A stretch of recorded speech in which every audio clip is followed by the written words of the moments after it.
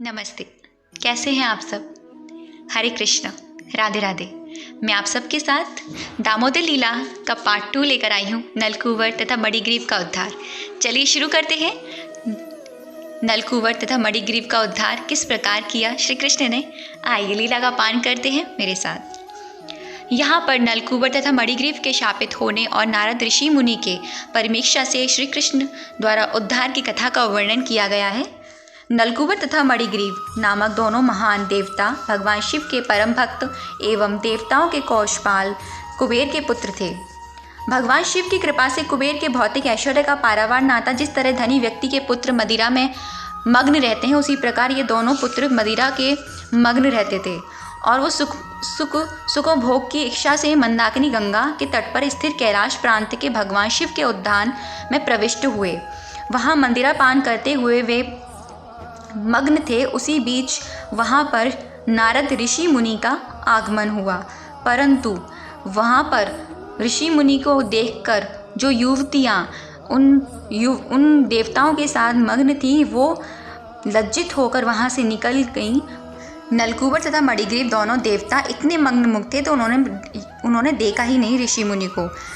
उसके बाद में नारद ने देखा कि ये दोनों मदिरा के कारण इतने पतित हो गए हैं, तो उनके कल्याण की इच्छा उनके मन में जागृत हुई। क्यों ना इनको शाप देकर अपनी हेतु की कृपा प्रदर्शित की।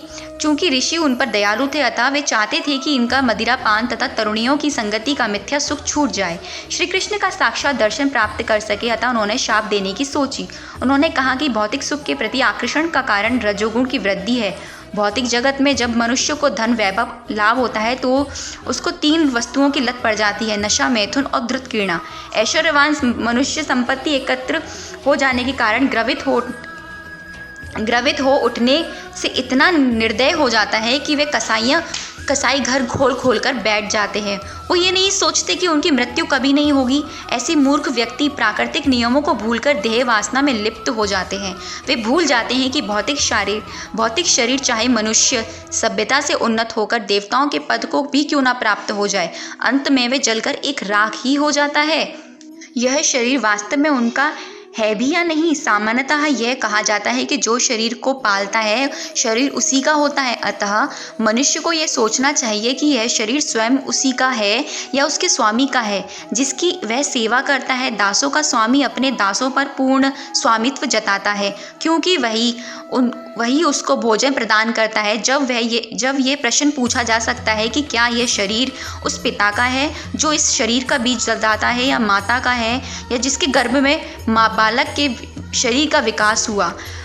मूर्ख लोग आत्मा और देह को एक मानने की भ्रांति कर देते हैं, किंतु मनुष्य को इतना बुद्धिमान तो होना ही चाहिए कि समझ में आ सके कि यह शरीर किसका है। मूर्ख व्यक्ति अपने शरीर पालन के लिए अन्य पशुओं का वध करते हैं।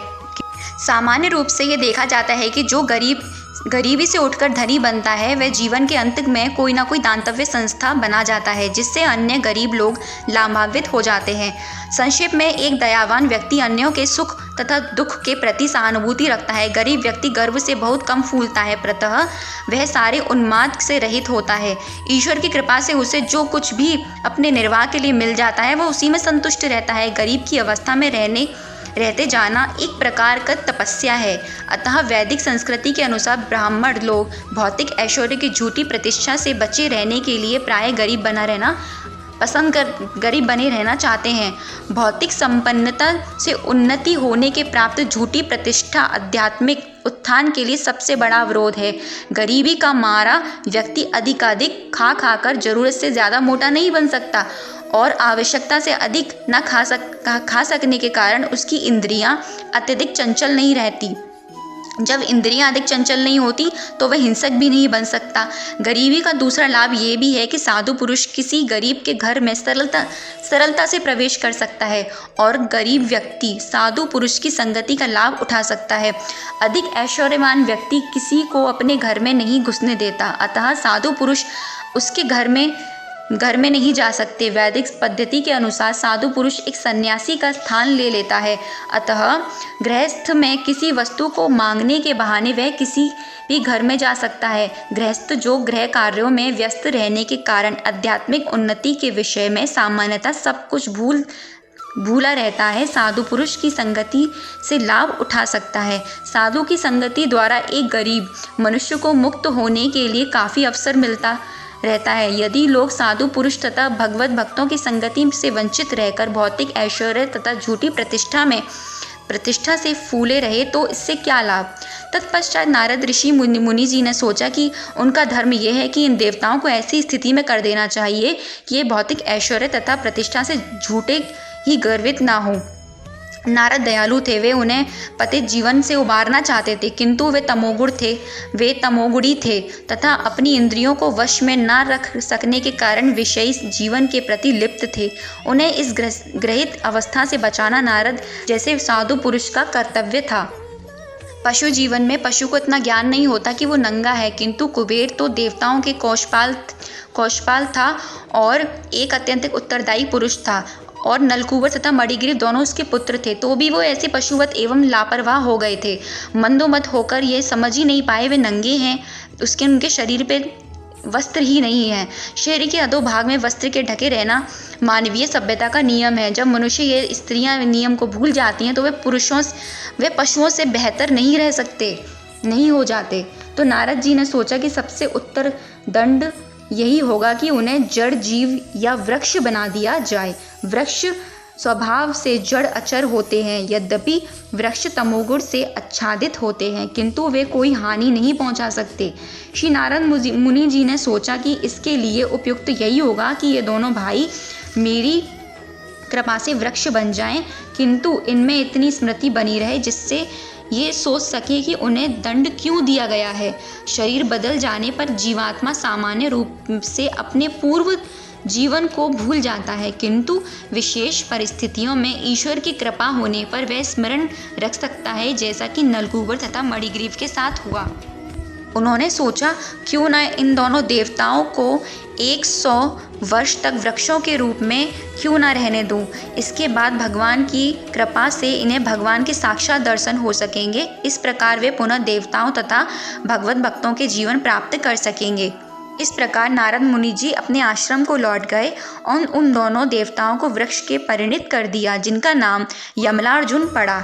इन दोनों देवताओं पर नारद की हेतु की कृपा हुई थी, जिससे वे नंद के आंगन में उग सके, भगवान कृष्ण के साक्षात दर्शन कर सके। यद्यपि बालक कृष्ण ओखल से बंधे हुए थे, किंतु वे अपने परम भक्त नारद की भविष्यवाणी को पूरा करना चाह रहे थे। इसके लिए वे यमल वृक्षों की ओर आगे बढ़ने लगे। भगवान कृष्ण को ज्ञात था कि नारद उनके परम भक्त